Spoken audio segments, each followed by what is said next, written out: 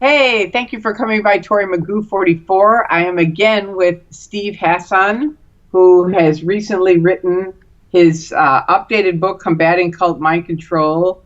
And it's a fantastic book. I've been reading it, and I'm going to ask him a couple of questions.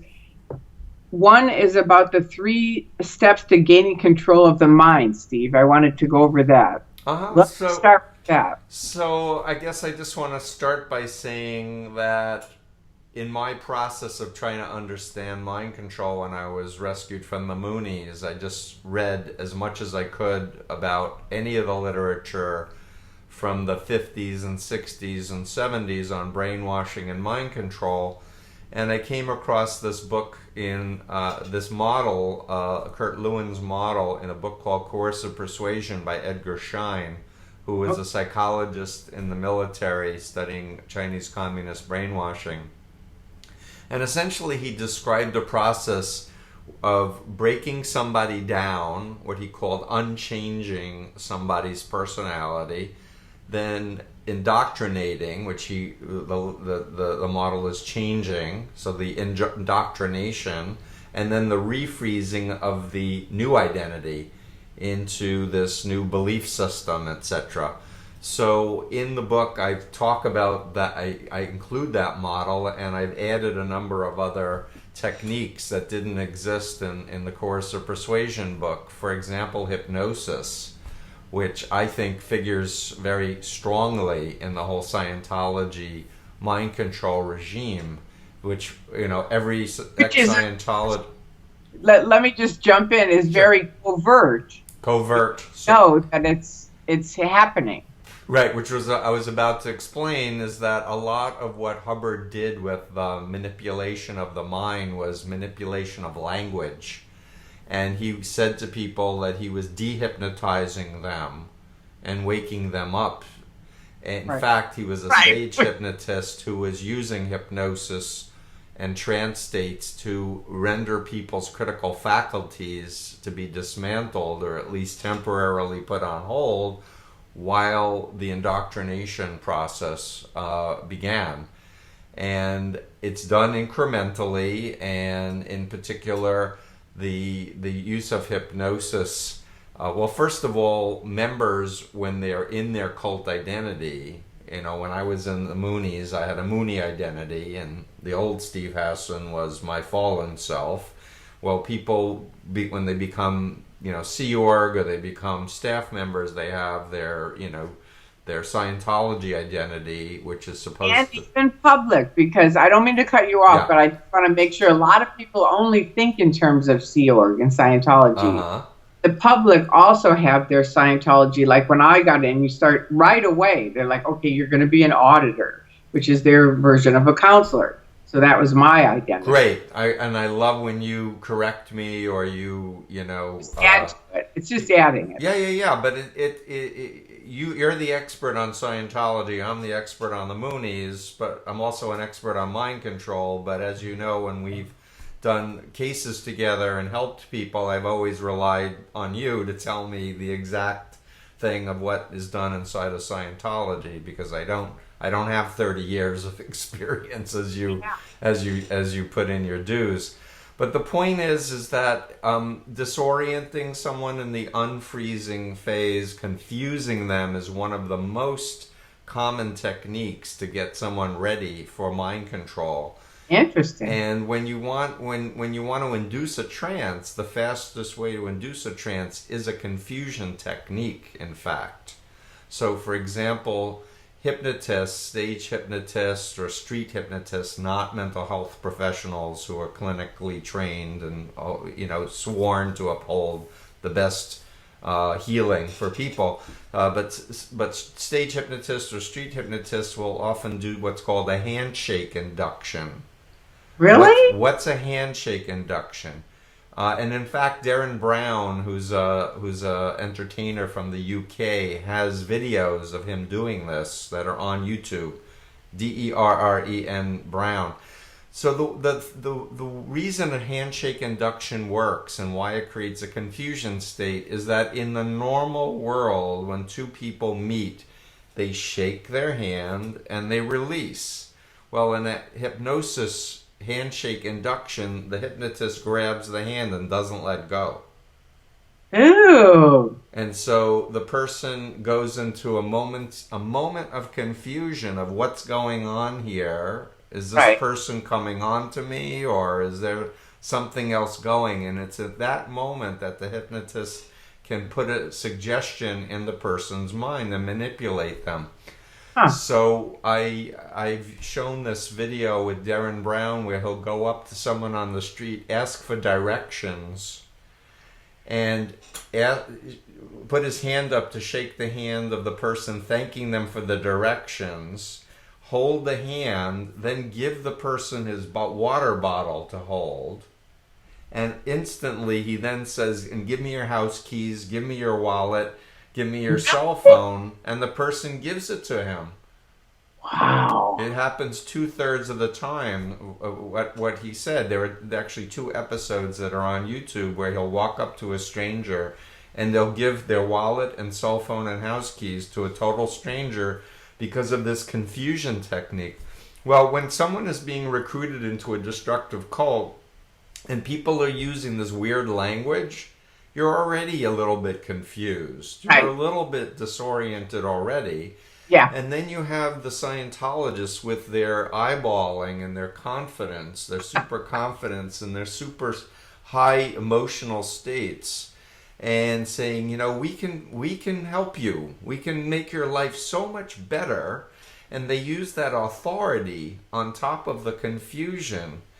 And it really is a systematic manipulation process that Scientology uses to systematically lie to people by withholding information or distorting information or withholding, distorting, or outright lying, and then to get people incrementally to make small commitments, like he just sign this or just fill out this personality test.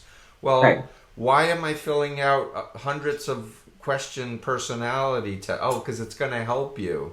But there are all these weird questions that in and of themselves make you confused. Like, why do they want to know that? Or Yeah, they are very weird in there, and some of the questions are almost like there isn't really a yes or a no answer to it. right, It's sort of like what it. I remember that, and I remember thinking, what, you know, like what's the right answer kind of thing, and it isn't like you really know because it's very confusing. Right. So, but the point is to get someone into a vulnerable state of mind where they can be manipulated to say yes to Right. this incremental set of commitments that eventually become a life commitment of a lot of time and a lot of money.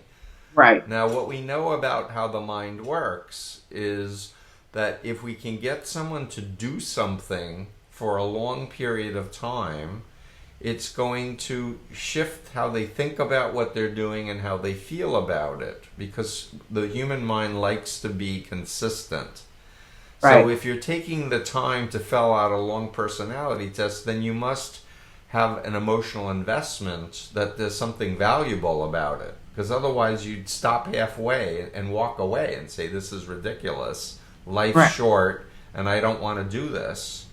And some people do that, but very few, because most people are too polite and don't want to offend the nice person who is sharing this wonderful thing, right?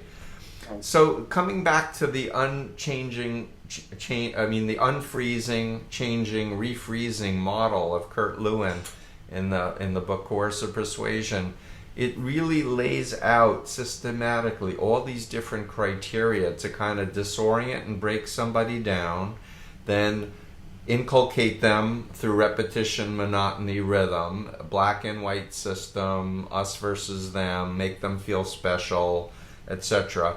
Create this new cult identity and then refreeze the identity, get them to recruit somebody else, get them to spend a lot of time, you know, donating money or going to rallies, other things that occupy them, to then create a new circle of friends and then begin to program them against who they were before and their family and their friends, because that's part of mind control. Is the mind controllers want to isolate the person from people who they trust and love, who can say, that's a bunch of crap. Get out of there. Right. Like one of the things you mentioned in the book is unfreezing is most effectively accomplished in a totally controlled environment like isolated country estate, but it can also be accomplished in more familiar and easily accessible places like a hotel ballroom. Right. So like Scientology always has that where they have the course room, right? Yeah, exactly. And the other point I want to make is that the more time a person hangs out with a cult member, the more osmosis happens, where there's an unconscious patterning and breathing and mirroring that takes. And so when you see someone who's hung out a lot with Moonies, they are talking like Moonies, or people hanging out with Scientologists, they start taking the mannerisms and the language and the behavior of the Scientologists. It's all a description of how our mind and our adaptive, creative, flexible processes work. Only it's being used by some group or some person for their nefarious agenda. They say that it's to help make you be free. They say that you can, choose to walk away and take whatever you like and leave the rest. They say these beautiful things that dismantle our sniff test or our consumer fraud alerts, unless you're educated about how cults work. If you understand the patterns of how destructive cults work, then they are all doing the same kinds of patterns, which is why. Then you see the red alert. Exactly. So I just want to say a few more words about the dual identity, and it's really. When one thinks about it as a mental health professional, which I am, it's best described as like a dissociative disorder, where you're like split between two selves. Parts of you are in your cult self, but mostly it's elements of what the cult leader wanted to put there to cultivate things like obedience and loyalty and willing to work long hours, make money, bring more people in. And your creativity, your sense of humor, other things that you like to do that doesn't fit that identity gets minimized, it gets labeled. I was asked to throw out my poetry. I was told it was a waste of time to play basketball. And of course my family was evil because they were brainwashed by the evil media. Because in the Moonies, the media is evil because they write bad stories about Father and about the divine principle. Right. So I'm thrilled to share my 39 years of life experience having left the group. I'm actually celebrating my 39th year of my family's intervention to help me. So it's kind of next year will be a biggie. It'll be the big 4-0 of freedom.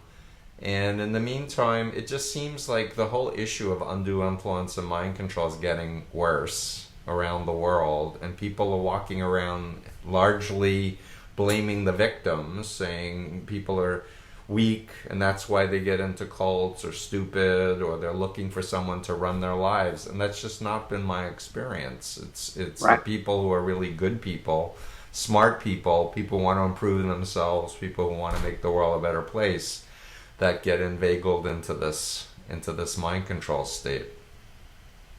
And you've had good success in helping people get out, right? Yeah, I mean, one of the problems with Scientology, honestly, is that they indoctrinate their members to fear mental health professionals. So honestly, that's, anyone watching this might be going, oh, Steve has cooties because he's a mental health professional. He's a psych, But if someone actually takes the time to study Hubbard's ideas, he stole them all from psychology. Right. Almost every single thing. He took a few things from Crowley and a few things from Krzyzewski and some other people who are not in the world of psychology. But it's essentially about how to help people function and be happy and successful and have satisfying relationships. And that's my life work, is to help people heal. Yeah. And for those people who've are been out of the group, but they're still programmed, they're still thinking in Scientology words, for example, which is a very common one, it really makes a lot of sense to have an immersive type of experience. Typically, people will come and spend 24 hours over a course of a week with me, and I teach them, I give them like a graduate course on mind control, and explain hypnosis in detail and help them remember back to key moments when they were being manipulated and controlled, and reclaim their personal power by walking out of the of the center, for example, or saying no when they're told to cut off from their loved one. And some people, like yourself, actually do walk out and say, I'm not going to put up with this anymore. But why wait till you're 30 years in OT7? Do it sooner. Yeah, do it sooner. Yeah. Definitely. I do that all the time. I go by where they're doing their testing things, and I'll say, don't waste your life. I did. Yeah. I feel like I wasted my whole life, but 30 years is a long time. It's a long time, and honestly, I think so highly of you, Tori. You're a saint. I know I called Paulette a goddess on CNN, but you are a goddess to me too, Tori Chrisman. You have helped so many people, and you just have a heart of gold. And I just thank you for everything you've been doing all these years. Well, thank you for your books too. You've helped a lot of people, and your lectures and things like that. Really, it's been good. It's been a good getting to know you and learn about it. And I tell people all the time, that's the only solution, is to learn the steps of what is a cult, because then you can spot it. Because Right. people all the time say, oh, I would never do that. And it's like, well, and you think we would? Right. Right. So the key is really informed consent. And if Right. you're a former member, reclaiming all of your mind and all of your creativity, and reclaiming your conscience, and not having any triggers anymore from programmed experiences and stuff, where the locus of control is in your body, and where you're looking to a healthy future, making it what you want to make it. Right. And with that, I also want to add that the notion that we are godlike beings that can control the weather and can move objects with our mind, that is magical thinking, and it just isn't true. Yeah. It's science fiction.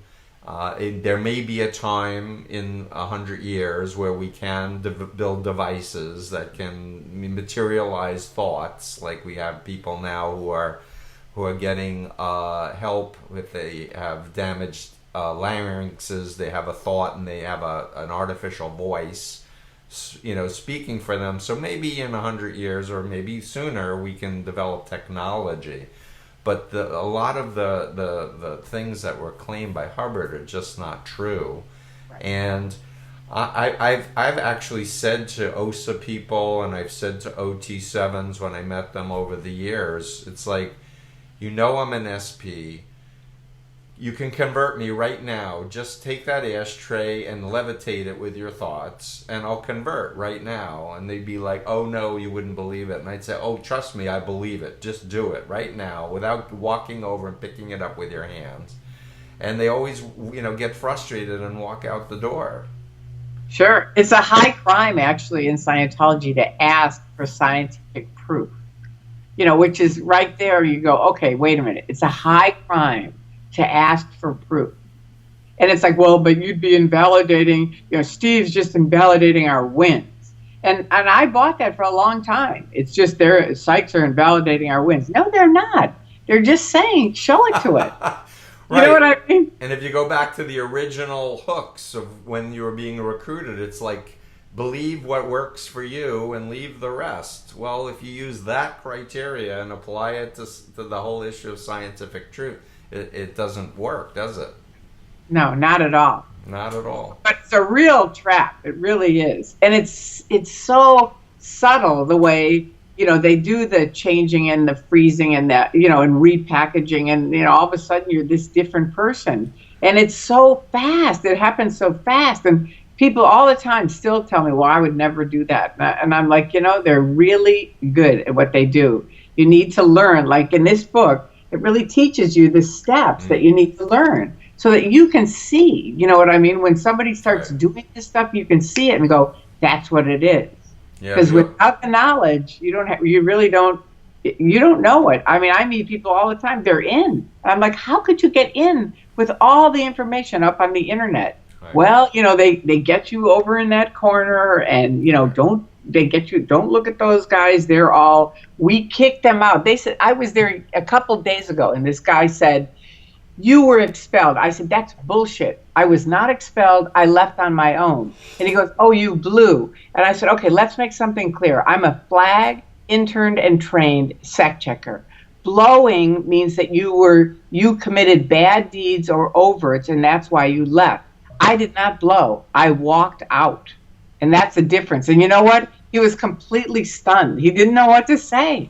Well, you just gave an elegant example of how someone with your level of training and experience can talk to the cult identity and use the indoctrination itself to undo the indoctrination itself. Right. You could see in his head, it was like, where do I go? Right. But that's a very advanced thing what you did. It's not something that the average person could do. What I'm teaching in Combating and in Freedom of Mind book is more of a generic how to help anybody in any undue influence situation by laying out the communist mind control paradigm, showing the bite model, explaining it in other groups, and then asking the person to please reflect. Do they agree that those groups are cults and those groups are doing undue influence? And at the point they agree, then you turn it around and you say, so tell me, have you sat down with people who've left, who were leaders? And if not, how is that different from the people in this group over here that you just said was a mind control cult, or this group over here that you said was a mind control cult? So so it's more of a generic, get to the authentic self and get the person to start seeing the big picture. Whereas what you were demonstrating was like the highest level of appealing to the cult identity to diffuse the cult identity, which is very, very compliments. Thank you. Well, it's fun to do because it is, you can see them just kind of get to that point of like, and then they had a guy come run down the street and hit my sign. So it was like, you could see, I've said it forever, these guys are getting more and more, as they fail and less people are joining, they're going to get more and more violent. It's like an animal backed into a corner. And that's how this guy was. It's like he was backed into a corner and the next thing I know, some guy, bam, hits my sign. No, well, stay safe, will you? Whatever you do. I can't wait to come out to LA and visit. And, we'll hang out. And let's do some more of these if you want at some point in the definitely future. Do. Thank you so much. And thank you for everything. Thank you, Tori. Take care. All right. Okay. Bye-bye. Bye.